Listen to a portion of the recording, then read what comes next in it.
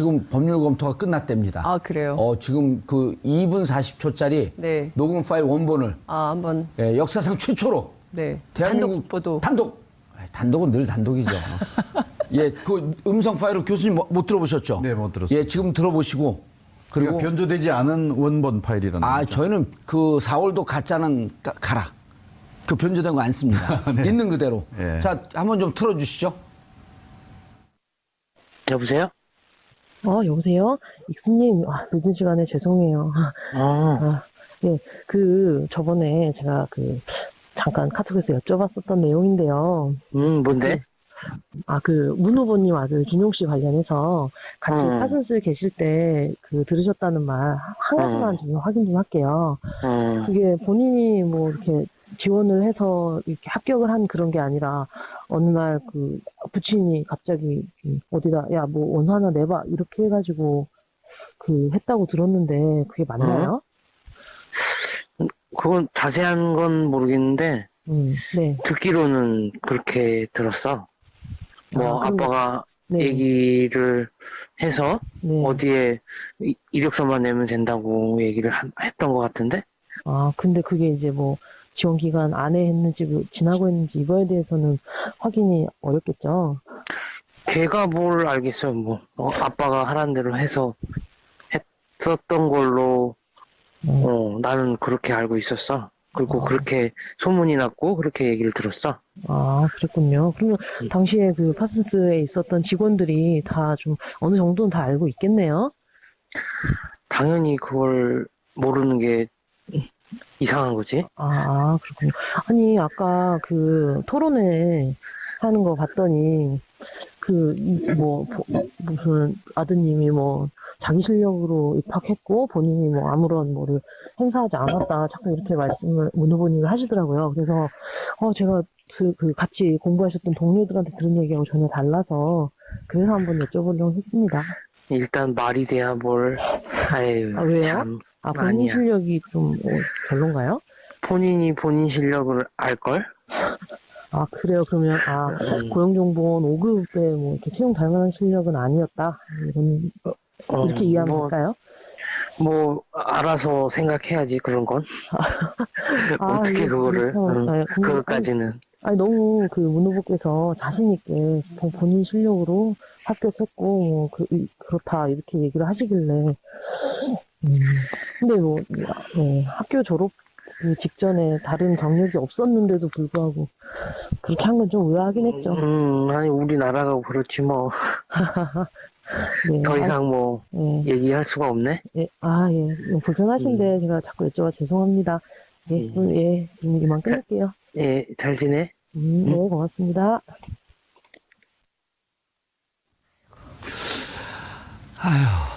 자, 우리 김철 교수님 말씀 들어주시면서 시청자 여러분들께서도 의견 주시기 바라겠습니다. 샵 5400, 샵 5400 정보 이용료 100원이 부과됩니다. 문자 보내주시기 바라겠습니다.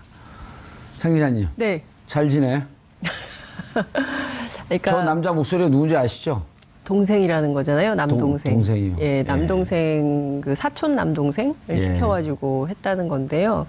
그러니까 이 과정을 쭉 들여다 보면, 그러니까 물론 이제 검찰 조사를 통해서 사실관계가 명명백백하게 밝혀지긴 하겠습니다만, 이게 어떤 그러니까 정치를 갈망하는 한 정치 지망생의 자작극이라고 보기에는. 이게 어쨌든 이제 카이스트를 졸업한 학생이고 안철수 대표하고도 후보하고도 상당히 관계가 깊었던, 정치적으로 인연도 깊었던 이런 걸 종합적으로 판단을 해보면 이게 과연 혼자의 판단으로 이렇게 할 수 있었을까? 그러니까 물론 이제 국민의당에서는 이게 개인의 자작극이다 이렇게 계속 얘기를 하고 있고, 두 차례 걸쳐서 이용죽 공명선거 추진단장도 계속 그와 관련된 얘기를 하고 있지만, 액면 그대로 받아들이기에는 여러 군데가 좀 증명이 필요한 대목들이 있는 것 같습니다. 예, 교수님 들어보시니까 어때요? 변조된 것을 풀어보니까 교수님하고 얘기했는데 왠지 목소리가 앳된 목소리가 밑에 이렇게 깔려 있네요. 예, 남자분이요. 네네. 예. 참 어이가 없어서 다들 우리 세 사람이 허탈한 웃음을 지금 짓고 있는데 있을 수 없는 일을 일어난 겁니다. 아니 정치권에 오래 계셨잖아요. 훈수도 많이 여러 드시고. 지켜봤죠. 그런데 저도 강심장이라고 하게 되면 5천만 분의 1인데 저도 저런 거 조작할 생각을 아니 정치권에 있으면서 저런 걸 조작을 해야 되겠다. 이거 옛날에 진짜 막걸리 방공법이 있을 때도 저런 거 안 하는 거거든요. 그래서 한편에서는 이제 뭔가 저분의 배후에 어떤 뭐가 있을 것이다. 집단과 조직의 어떤 그 조력이 있지 않았겠느냐, 혹은 공모가 있지 않았겠느냐 이렇게 생각할 수 있고요. 또 한편으로는 이제 저분이 그 정치적 초년병이어서 저렇게 겁 없이 일을 저지를 수 있었던 게 아니냐 이렇게 또 볼 수도 있어요. 사실은 아시겠지만 정치권에서 조금만 생각을 해본 사람은 저 일이 얼마나 어마어마한 일이라는 것을 다 알지 않습니까? 감히 저런 일을 하기는 어렵거든요. 근데 청춘 콘서트 때부터 보면 저 이유미 씨가 안철수 후보가 정치권에 들어온 게 2011년이거든요. 그럼 정치권에서 같이 이 살을 그 부대끼면서 지낸 게 아유미 씨도 6년이에요. 근데 6년 동안 격동의 시기를 거쳤거든요. 12년에 대선 후보 갔다가 포기했죠. 양보했죠. 2016년에 총선했었죠. 그리고 그 전에 또 그 재보궐선거 했었죠. 이번에 또 대선 있었죠. 이러면서 지금 4건의 선거를 집중적으로 치렀기 때문에 어찌 보면 정치의식이 압축 성장한 시기라고 볼 수도 있을 텐데. 기술이 아주 기술이 압축 성장을 한 모양이죠. 정치 기술이. 야, 저거를 정말 보통 그 강심장이 아니고선 이제 저지를 수 없는 일이고. 근데 가면서 또 당원이나 기자들한테 보낸 문자도 나를 케어하지 않는다. 꼬리 자르기 하고 있다. 이런 식으로 섭섭함을 또 문자로 보냈단 말이에요. 그건 이용주 의원 얘기를 들어보니까 그 대목은 섭섭함이 아니라 완전히 그 이렇게 책임을 떠넘기는 이 프레임 전략이 의도적으로. 이용주 의원 얘기로는 당이 그 케어하지 않는다라고 하는 말의 그 맥락은 이런 것이었대요. 이제 이분이 이용주 의원한테 와서 고백을 하니까 6월 24일이죠. 그것이 사실이라면 당이 당신을 도와주기 어렵다. 이런 얘기를 했다는 거예요. 그거를 또 뒤집어 가지고 또 당을 엮어 드리려고 하는 뭐 그런 얘기가 아니냐 이렇게 또 해석과 추측을 할 수가 있어요. 그러니까 저분이 아주 나쁜 일을 집중적으로 배운 것은 사실인 것 같죠. 저분의 스승은 누굴까요? 나쁜 일을 가르친. 근데 이제 저분에 대해서 저는 이제 저분의 어떤 범법 사실이 일차적으로 우리가 주목해야 될 일이고 또 하나는 저것을 거르지 못하는 그게 더 문제죠. 국민의당의 그 체계와 내부 능력의 문제이죠. 우리 뭐 두 분 다 아시겠지만은 정당이라고 하는 것은 온갖 욕망의 찌꺼기들이 다 몰려오는 것이잖아요. 좋은 욕망, 나쁜 욕망 뭐 이런 것들이 다 오고 또 누구나 쉽게 접근할 수 있는 거예요. 맞습니다. 중요한 의사결정에. 무슨 뭐 증명서가 있는 것도 아니고 말이죠. 그러나 기존에 좀 제도화된 정당들은 그런 것들을 잘 걸러낼 수 있는 장치를 가지고 있다고요. 서로 경계하고 견제하고 또 어떤 관찰하는 이런 제도적 장치와 정치적 메커니즘을 통해서 된 사람 안 된 사람 이렇게 걸러내지 않습니까? 이제 그런 체제에 구멍이 나 있었다고 하는 것이 우리가 굉장히 주목해야 될 대목이고요. 나중에 또 추가적으로 말씀을 드리겠습니다. 저희가 좀 취재를 해보니까 그러니까 이유미라는 여성의 캐릭터가 그러니까 그 여수 출신이고 여수 여고를 나왔더라고요. 그래서 이제 지난 총선 때는 이용주 의원하고 둘이 경선을 해서 떨어졌어요. 그래서 본인이 이 그 공천에서 탈락한 것에 대해서 상당히 이제 그 불만을 가지고 농성도 앙심을 하고. 품고 있었어요? 앙심이라기보다는 좀 불만이 있었겠죠. 나처럼 훌륭한 그 여성 정치인을 몰라보고 공천에서 탈락 혹은 배제하다니 뭐 이런 이제 속상함이 있었겠죠. 그래서 이번 그 지난 대선 과정에서 어떻게든 공을 세워서 뭔가 자신의 그 유력한 정치적 지위를 좀 선점하고 싶었던 거 아니냐라는 게 이제 당직자들 사이 사이에서 상당히 많이 퍼져 있는 얘기이기도 하고요. 또 다른 한편에서는 당시에 뭐가 됐든 그러니까 그 굉장히 문준용 의혹에 집중을 했었어요. 복귀를 해보면. 예. 그러니까 뭐가 됐든 그러니까 그 공명선거 추진단이라는 데 자체가 사실은 그러니까 선거에 여러 조직이 있으면 거기가 좀 약간 네거티브를 담당하는 팀 같은 거였거든요. 그래서 당시 저도 복귀를 해보면 관련자들이 기자들한테 문준용 의혹에 대해서 집중적으로 파야 된다. 왜 기자들이 그 부분에 대해서 취재를 안 하냐. 근데 취재를 해도 뭔가 이를테면 그 지금 여기 등장하는 교수님, 그 남동생의 주장처럼 그 교수님의 인터뷰를 좀 하고 싶다. 왜냐하면 크로스 체크를 해서 확인이 돼야 기사를 쓸 수 있거든요. 예. 기자들은. 근데 확인이 안 되면 기사 쓰기가 굉장히 어려운데 그 부분에 대해서도 국민의당이 적극적으로 확인은 안 해주고 지나치게 의혹 제기만 했었거든요. 그랬을 때 이제 뭐 이메일 주소 알려주고 이걸로 이제 가름하자 이런 거였는데 워낙 뭐 이게 그 사회적으로 일파만파 커지니까 그 교수님 자체가 뭐 말씀을 안 하고 싶어 한다. 그래서 기자들이 좀 기다려달라. 당은 그것을 이해했다는 건데 지금 보면 그 검증 자체가 굉장히 부실했고 그냥 이거저거 다 던져놓고 선거 끝나면 어차피 다 취하하는 거니까 괜찮은 거 아니야. 뭐 이런 식의 묻지마 공세를 했던 것은 아닌가 이런 생각이 좀 들기도 합니다. 이 음성만 아니라 이제 카카오톡 대화도 또 조작을 했단 말이에요. 근데 가증스럽죠. 가증스럽다는 말이. 그런데 이제 그때 당시 민주당에서 당시 파슨스 스쿨에 다녔던 학생이 3명이었고 시기나 이런 전체적으로 변조된 것을 들어보니 납니다라고 하면서 자기 실명을 밝히면서 나타난 친구가 있었거든요. 있었죠. 그리고 나는 그런 얘기를 한 적이 없고 한 명은 미국에 있었고 남학생 3명 중에 난데 그럼 그 미국에 있는 친구한테 들었을 리는 없고 그 친구는 잘 모른다 그런 내용을. 그건 나다. 그렇게 적극적으로 민주당에서 반박을 하면서 나왔고 또 하나 그때 내용 중에 하나가 문준용 씨는 아빠란 표현을 안 쓴다. 아버지라고 한다. 그럼 아주 구체적으로 총론도 그렇고 디테일도 그렇고 파고 들어오면서 검증을 하자 이렇게 제안을 했던 거거든요. 그거를 왜 외면했을까요? 글쎄 말입니다. 그 마지막 단계에서는 뭐 이런 일도 있었다고 그러죠. 실제로 뭐 기자회견해서 이것을 좀 문제를 공개적으로 삼자라고 하니 예. 그제서야 이유미 씨가 하지 말자고 이게 그렇죠. 주저하고 말렸다는 거예요. 예. 이제 그 신호가 무엇인지를 이제 깊이 생각을 안 한 것 같죠.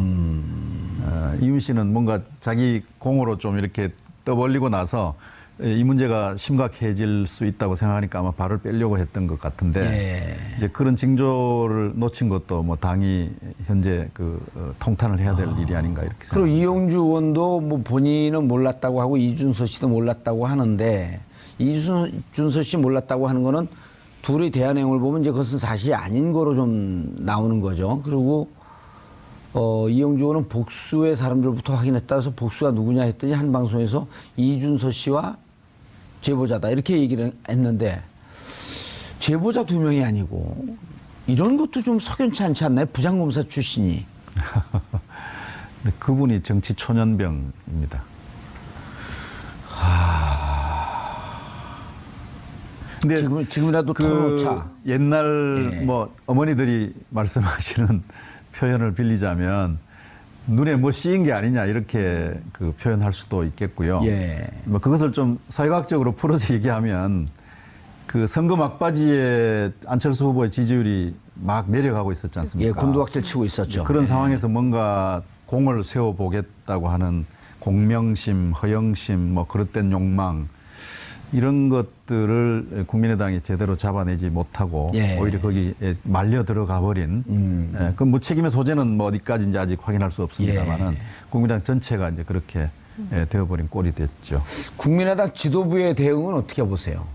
지금 어찌됐든 이제 이 사실이 지난 주말에 알려지고 이유미 씨가 이제 그 여수에 내려가서 이용주 의원을 만나서 사실관계를 확인하고 주말 사이에 이유미 씨하고 이준서 전 최고위원을 둘이 각각 다른 방에서 조사를 하고 그 내용을 합산한 결과 이대로는 안 되겠다 싶어서 곧바로 박주선 대표에게 연락을 해서 대국민 사과로 이어지기는 했는데요. 그러니까 지금 상황에서 뭐 특검을 하자 뭐 하자 뭐 별의별 얘기를 또 꺼냈다가 또다시 또 주워담고 여론이 안 좋으니까 뭐 이런 상황까지 오고 있긴 한데 큰 틀에서 보자면 지금 굉장히 어수선하고 대응이 잘 안 되고 있고 당 내부에서는 이 당 해산해야 된다 이런 주장도 나오고 있고 일부는 탈당해서 다른 당을 가야 되는 거 아니냐 아니냐 이런 얘기를 하는 사람들도 있고 굉장히 지금 자중질환의 상황에 빠져 있다 이렇게 볼 수 있을 것 같고요.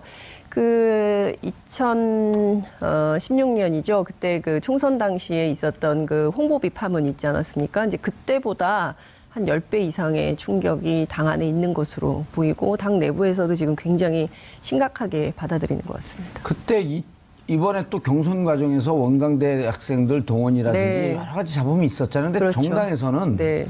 사실 그런 잡음이 좀 있어요. 뭐 그 정상적으로 그 전당대회 한다 그러면서 찻대기 하는 게 뭐 비일비재했던 일이고 물론 그것이 잘했다는 게 아니지만 네. 일상적인 일이고 또 이제 그런 것을 자꾸만 견제하면서 더 나은 정치 문화를 갖고 있는 정당으로 가려고 노력을 해야 하는데 이거는 그렇죠. 그러니까 이제 지도부도 지금 무척 당혹스러워하지 않나요? 당황스럽죠. 그리고 더 중요한 것은 그 국민의당 특히 안철수 후보가 내세웠던 것이 구태 정치와 결별하고 새로운 정치를 새 정치를 하겠다라는 것이었는데 그 새 정치에 부합하는 것이냐. 근데 네거티브가 너무 강도가 세진다. 기자들도 굉장히 문제 제기를 많이 했거든요. 의혹은 많은데 그 해명할 만한 구체적인 단서가 너무 부족한 거 아니냐 이런 비판을 굉장히 기자들이 많이 했었거든요. 근데 그럼에도 불구하고 그건 좀 기자들의 영역이야. 취재 좀 해줘봐. 자기들이 취재를 해서 기사를 써야지 자꾸 우리한테만 달라 그러면 어떻게 뭐 이제 이런 얘기들이 많이 있었던 겁니다. 그러니까 어떤 측면에서 보자면 대단히 나이브한 측면도 있고요. 선거 막 이런 무책임하게 의혹 제기를 해놓고 선거 끝나면 어차피 다 고소고발은 취하하는 거니까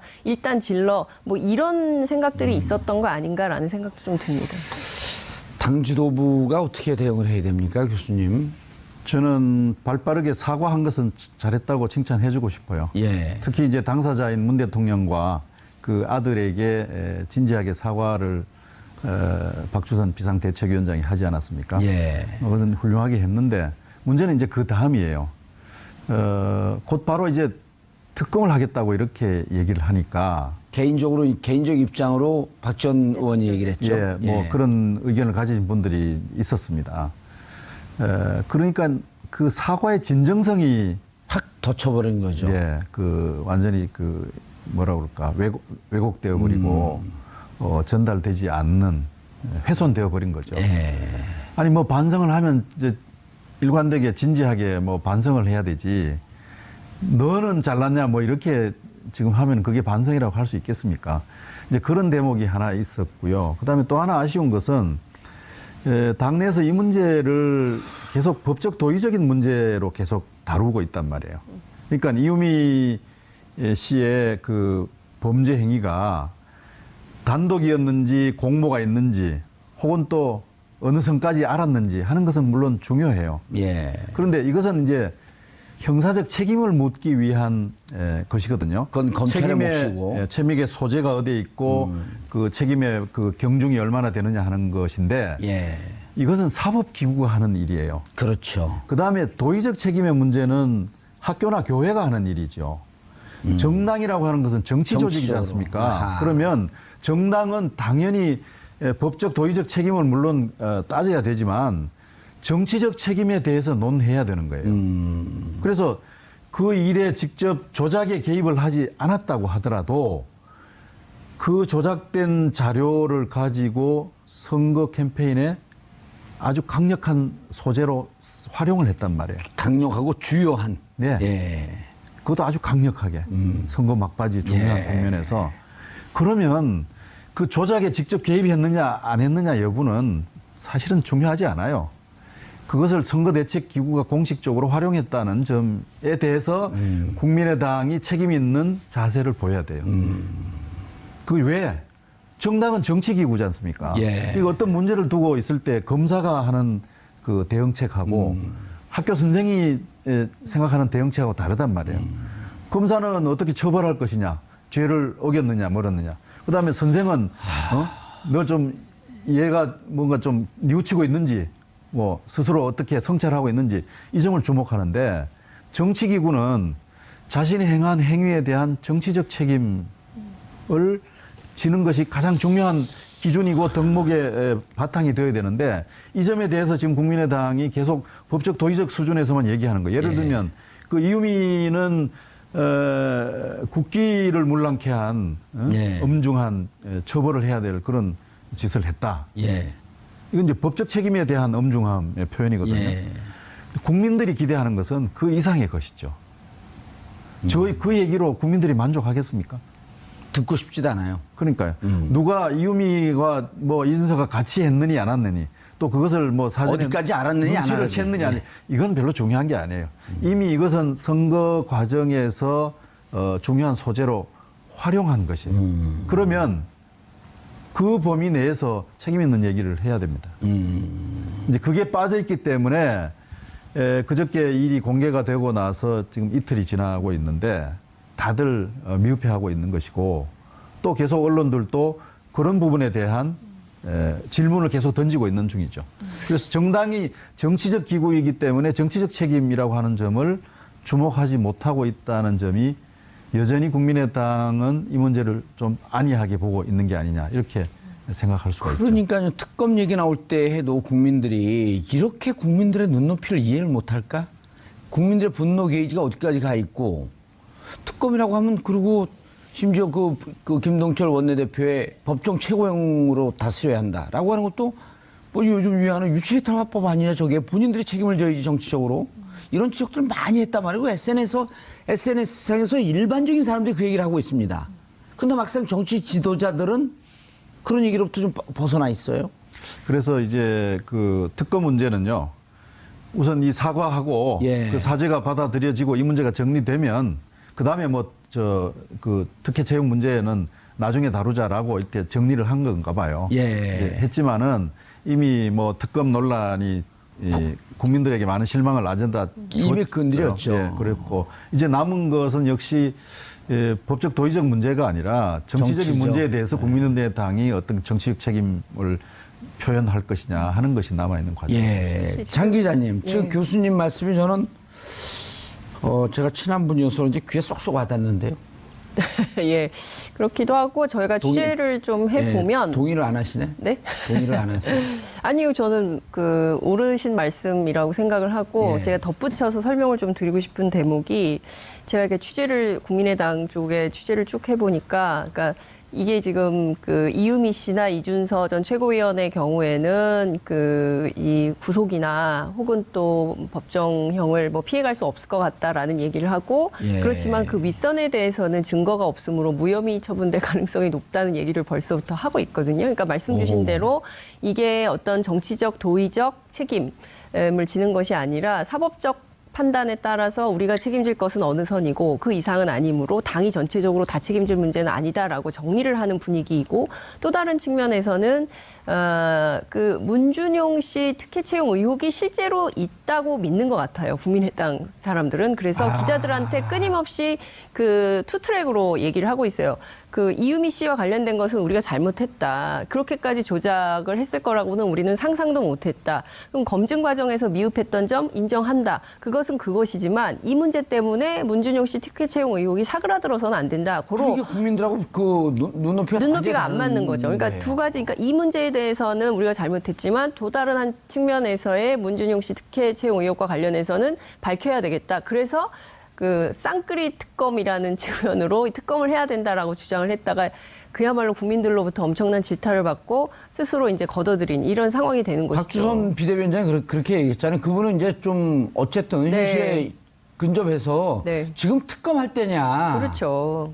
검찰 조사를 성실히 받으면 되는 것이죠. 그리고 그 김태일 교수님 말씀하신 대로 사법적 영역에서 법률적으로 책임져야 되는 것은 그것대로 책임을 지되 공당이 아주 막중한 선거 가운데 이 조작된 내용을 정확하게 확인조차 제대로 하지 않고 마구 퍼뜨리고 카드 섹션도 했잖아요. 막 그러니까 하여튼 지금 복귀를 해보면 대선 당시에 가장 집중했던 게 문준용 씨 의혹이었어요. 국민의당이. 문유라라고 했었잖아요. 문유라. 그렇죠. 왜냐하면 당시에 정유라 씨 말 타고 다닌 것 때문에 얼마나 국민적 공분이 컸습니까? 그러니까 그거를 똑같이 비유해서 지금 청년들 실업 문제 심각하고 일자리 없어서 난리인데 정유라만 그런 줄 알았더니 박근혜와 정유라 뭐 이렇게만 그런 줄 알았더니 문재인 대통령 똑같은 거네. 문재인 후보도 똑같네. 이런 식의 프레임을 만들어 버린 거죠. 국민의당이. 그래서 굉장히 비판이 많았는데 결국에 이게 조작이었어? 이러니까 너무 황당해하는 거죠. 국민 여론은.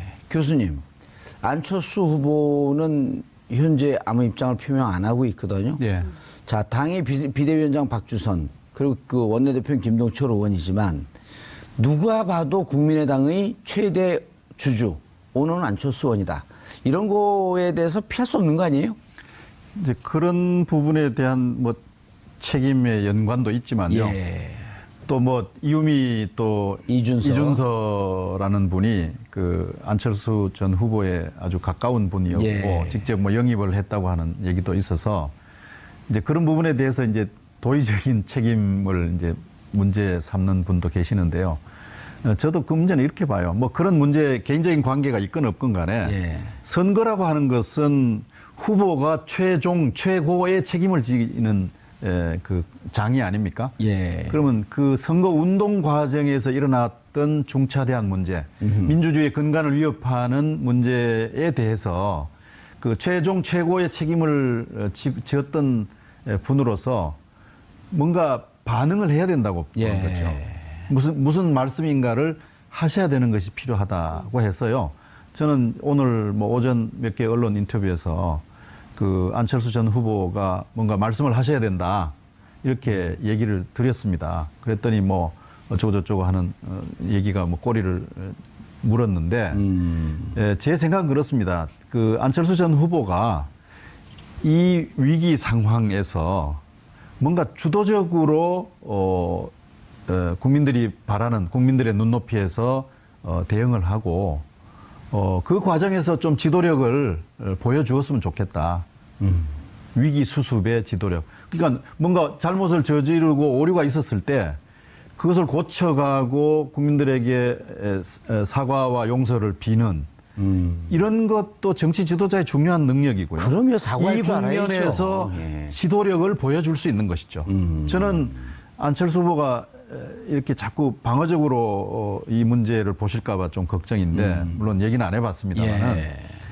오히려 이런 위기 상황, 그 집단적으로 처하고 있는 위기 상황을 예. 잘 헤쳐나갈 수 있는 지도력을 보임으로써 정말로 여전히 남아있는 우리의 지도자 중에 한 사람으로 자기 자리를 매기고 또 내공을 다져가고 그럼으로써 개인의 어떤 정치적 비전이나 본인을 서포트했던 국민의당과 지지자들에게 뭔가 좀 안심할 수 있는 그런 모습을 보였으면 하는 바람을 가지고 있습니다. 안철수 전 후보를 뭐 제가 막 질타하고자 하는 함이 아니라 이런 과정에서 적극적으로 나서서 이 위기 수습을 하는 그런 지도력을 보여라. 그것은 뭐냐 하면 국민들에게 사죄하고 이 문제에 대해서 무슨 법적으로 내가 책임이 있네 없네 이 사람 나는 안 해 모르네 이게 아니라 전체적으로 이건 내가 책임진다. 이런 모습을 보이시는 게 좋지 않겠나. 알겠습니다. 그런 안타까운 생각에서 말씀을 드렸습니다. 교수님 시간 내주셔서 감사합니다.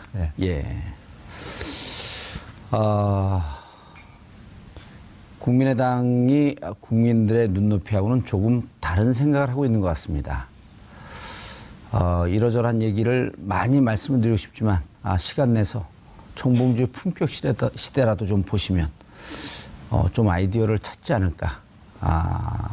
우왕좌왕 자중질환 버리지 말고 방금 교수님 말씀 말 맞다나 이렇게 어려운 시기에 지도력을 발휘해서 파도를 뚫고 나가는 그러한 선자의 모습을 보이면 그나마 남아있던 지지자들도 박수를 보내지 않을까 하는 생각입니다. 국민들이 이래저래 스트레스를 좀 많이 받고 있습니다. 헤아려 주시기 바라겠습니다. 정봉주의 품격 시대에서는 여러분의 소중한 의견을 받습니다. 샵 5400으로 주제 맞는 다양한 의견 문자로 보내주시기 바라겠습니다. 100원의 정보 이용료가 부과됩니다. 한 발 더 깊이 들어가는 시사 분석. 여러분 지금 생방송으로 진행하는 정봉주의 품격 시대와 함께하고 계십니다. 한 정치 지망생의 자작극이라고 보기에는 이게 어쨌든 이제 카이스트를 졸업한 학생이고 안철수 대표하고도 후보하고도 상당히 관계가 깊었던 정치적으로 인연도 깊었던 이런 걸 종합적으로 판단을 해보면 이게 과연 혼자의 판단으로 이렇게 할 수 있었을까? 그러니까 물론 이제 국민의당에서는 이게 개인의 자작극이다 이렇게 계속 얘기를 하고 있고 두 차례 걸쳐서 이용죽 공명선거 추진단장도 계속 그와 관련된 얘기를 하고 있지만 액면 그대로 받아들이기에는 여러 군데가 좀 증명이 필요한 대목들이 있는 것 같습니다. 교수님 들어보시니까 어때요? 저 변조된 것을 풀어보니까 예. 교수님하고 얘기했는데 왠지 목소리가 앳된 목소리가 밑에 이렇게 깔려 있네요. 예, 남자분이요. 네네. 예. 참 어이가 없어서 다들 우리 세 사람이 허탈한 웃음을 지금 짓고 예. 있는데 있을 수 없는 일이 일어난 겁니다. 예. 아니 정치권에 오래 계셨잖아요. 훈수도 많이 여러 드시고. 지켜봤죠. 그런데 저도 강심장이라고 하게 되면 5천만 분의 1인데 저도 저런 걸 조작할 생각을 아니 정치권에 있으면서 저런 걸 조작을 해야 되겠다. 이거 옛날에 진짜 막걸리 방공법이 있을 때도 저런 거 안 하는 거거든요. 예.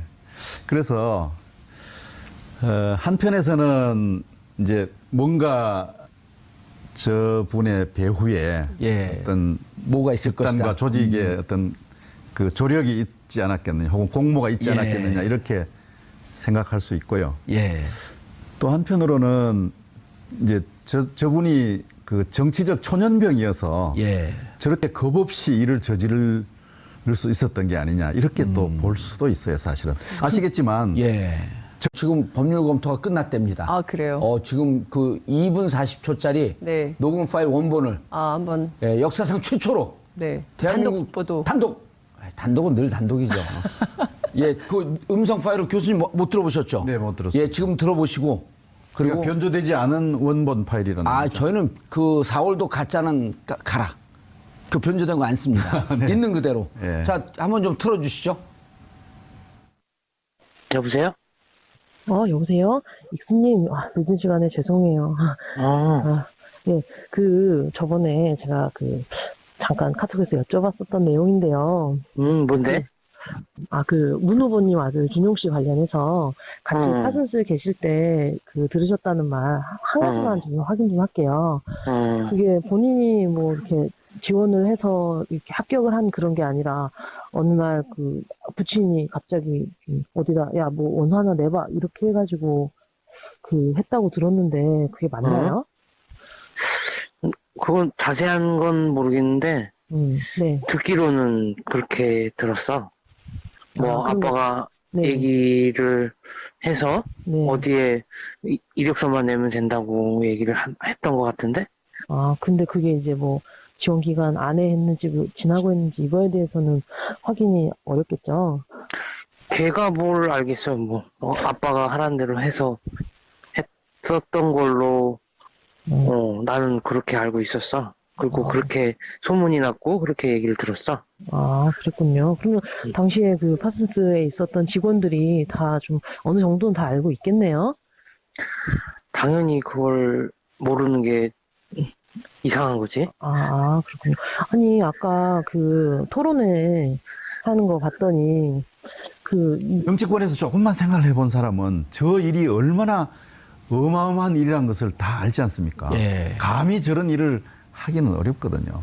근데 청춘 콘서트 때부터 보면 저 이유미 씨가 안철수 후보가 정치권에 들어온 게 2011년이거든요. 그럼 정치권에서 같이 이 살을 부대끼면서 지낸 게 아유미 씨도 6년이에요. 근데 6년 동안 격동의 시기를 거쳤거든요. 12년에 대선 후보 갔다가 포기했죠. 양보했죠. 2016년에 총선했었죠. 그리고 그 전에 또 재보궐선거 했었죠. 이번에 또 대선 있었죠. 이러면서 지금 4건의 선거를 집중적으로 치렀기 때문에 어찌 보면 정치의식이 압축 성장한 시기라고 볼 수도 있을 텐데. 기술이 압축 성장을 한 모양이죠. 정치 기술이. 야, 저거를 정말 보통 강심장이 아니고선 이제 저지를 수 없는 일이고. 근데 가면서 또 당원이나 기자들한테 보낸 문자도 나를 케어하지 않는다. 꼬리 자르기 하고 있다. 이런 식으로 섭섭함을 또 문자로 보냈단 말이에요. 네. 그건 이용주 의원 얘기를 들어보니까 그 대목은 섭섭함이 아니라 완전히 이렇게 책임을 떠넘기는 이 프레임 전략인 의도적으로. 것 같아요. 예. 이용주 의원 얘기로는 당이 케어하지 않는다라고 하는 말의 맥락은 이런 것이었대요. 이제 이분이 이용주 의원한테 와서 고백을 하니까 6월 24일이죠. 예, 그것이 사실이라면 당이 당신을 도와주기 어렵다. 이런 얘기를 했다는 거예요. 그거를 뒤집어 가지고 또 당을 엮어 드리려고 하는 뭐 그런 얘기가 아니냐 이렇게 또 해석과 추측을 할 수가 있어요. 그러니까 저분이 아주 나쁜 일을 집중적으로 배운 것은 사실인 것 같죠. 뭐 무슨 아드님이 뭐 자기 실력으로 입학했고 본인이 뭐 아무런 뭐를 행사하지 않았다 자꾸 이렇게 말씀을 문 후보님이 하시더라고요. 그래서 제가 그 같이 공부하셨던 동료들한테 들은 얘기하고 전혀 달라서 그래서 한번 여쭤보려고 했습니다. 일단 말이 돼야 뭘. 아유, 왜요? 참. 본인 아니야. 실력이 좀 별론가요? 본인이 본인 실력을 알걸? 그래요. 그러면 고용정보원 5급에 뭐 이렇게 채용 될 만한 실력은 아니었다. 이런 이렇게 이해하면 될까요? 뭐 알아서 생각해야지 그런 건. 어떻게 그거를? 그것까지는. 너무 그 문 후보께서 자신 있게 본인 실력으로 합격했고 뭐 그렇다 이렇게 얘기를 하시길래 근데 뭐 학교 졸업 그 직전에 다른 경력이 없었는데도 불구하고 그렇게 한 건 좀 의아하긴 했죠. 아니 우리나라가 그렇지 뭐. 네, 더 이상 뭐 얘기할 수가 없네. 불편하신데 제가 자꾸 여쭤봐 죄송합니다. 그럼 이만 끊을게요. 잘 지내? 네, 고맙습니다.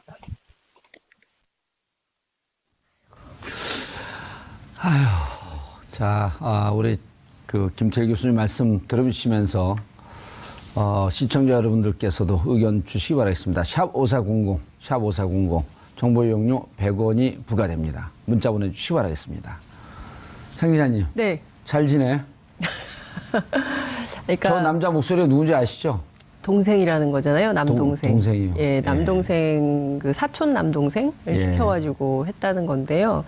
그러니까 이 과정을 쭉 들여다 보면, 그러니까 물론 이제 검찰 조사를 통해서 사실 관계가 명명백백하게 밝혀지긴 하겠습니다만, 이게 어떤 그러니까 그 정치를 갈망한 저분의 스승은 누굴까요? 나쁜 일을 가르친.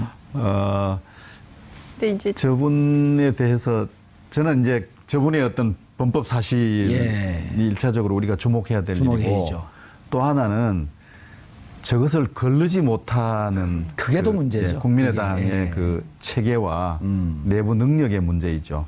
우리 뭐 두 분 다 아시겠지만은 정당이라고 하는 것은 온갖 욕망의 찌꺼기들이 다 몰려오는 것이잖아요. 좋은 욕망, 나쁜 욕망 뭐 이런 것들이 다 오고 또 누구나 쉽게 접근할 수 있는 거예요. 맞습니다. 중요한 의사결정에. 무슨 뭐 증명서가 있는 것도 아니고 말이죠. 그러나 기존에 좀 제도화된 정당들은 그런 것들을 잘 걸러낼 수 있는 장치를 가지고 있다고요.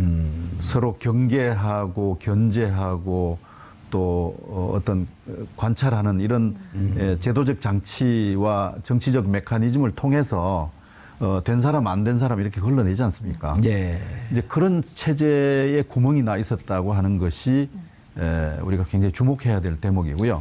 나중에 또 추가적으로 말씀을 드리겠습니다. 저희가 좀 취재를 해보니까, 그러니까 이유미라는 여성의 캐릭터가, 그러니까 그 여수 출신이고 여수 여고를 나왔더라고요. 그래서 이제 지난 총선 때는 이용주 의원하고 둘이 경선을 해서 떨어졌어요. 그래서 본인이 이 그 공천에서 탈락한 것에 대해서 상당히 이제 그 불만을 가지고 농성도 앙심을 하고. 품고 있었어요? 앙심이라기보다는 좀 불만이 있었겠죠. 나처럼 훌륭한 그 여성 정치인을 몰라보고 공천에서 탈락 혹은 배제하다니 뭐 이런 이제 속상함이 있었겠죠. 그래서 이번 그 지난 대선 과정에서 어떻게든 공을 세워서 뭔가 자신의 그 유력한 정치적 지위를 좀 선점하고 싶었던 거 아니냐라는 게 이제 당직자들 사이에서 상당히 많이 퍼져 있는 얘기이기도 하고요. 또 다른